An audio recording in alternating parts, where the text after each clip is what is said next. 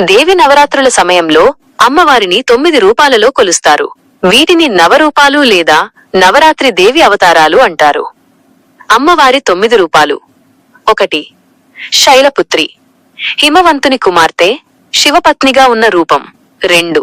బ్రహ్మచారిణి, తపస్సు చేసే రూపం, భక్తులకు త్యాగం, ధైర్యం ప్రసాదిస్తుంది. 3. చంద్రఘంట, శక్తి, శాంతి, సమతుల్యత ఇచ్చే రూపం. 4. కూష్మాండ, సృష్టి శక్తి, లోకానికి కాంతిని ఇచ్చే రూపం. 5. స్కందమాత, కుమారుడు స్కందుని, కార్తికేయుడితో ఉన్న రూపం. 6. కాత్యాయని, శౌర్యం, దుష్ట సంహారక శక్తి. 7.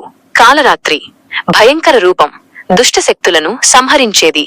8. మహాగౌరి, శాంతి, శుభం, పవిత్రతను ప్రసాదించే రూపం. 9.